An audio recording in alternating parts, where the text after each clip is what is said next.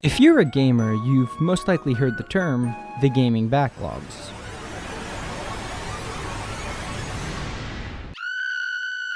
The backlogs are always there, haunting us for our poor financial decisions. Some gamers only have a few games in the backlogs, like 5 to 10, but not me. I have a whopping total of 103 games in my backlogs. Now, a lot of these games came in bundles, sales, or were gifts, but they sit in my storage, haunting me nonetheless, and I am determined to beat every single one of them. So I started off by typing out every game in a Google Doc, then in a spreadsheet along with the average time of completion. And after typing everything out, I'm left with a total of 4,342 hours. For a better perspective, that's equivalent to 181 days of straight gaming.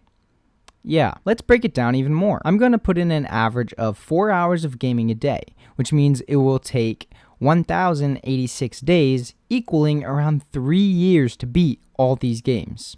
And that's assuming I can even put in 4 hours a day. You probably noticed I had a list of games under the name Started But Incomplete.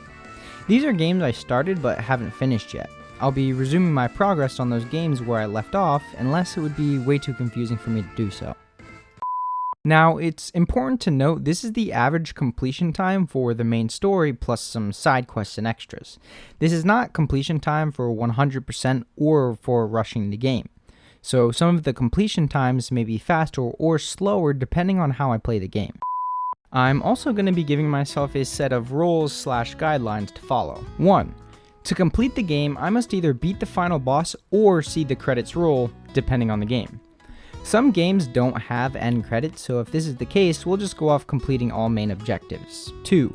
Side quests and extras are 100% optional. This way, if I'm not enjoying the game, I have the option to just rush through it and get it over with. This includes all post-game content as well. 3. If DLC was purchased, it must be completed. If bundled in the game, it will be optional. This will really only be relevant for remakes and deluxe editions released, but if I bought the game as a package deal when a cheaper one was available, I will be required to beat all side content included. 4. I am to record my progress in the form of YouTube videos. This will encourage me to keep playing the games I start and get through this grueling task.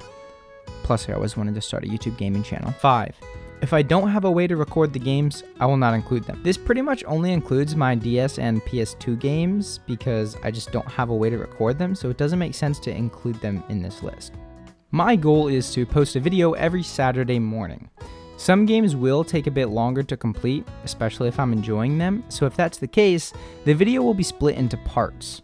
This will allow me to enjoy the game I'm playing and not feel as rushed to meet a video criteria. It also lets me give you more content.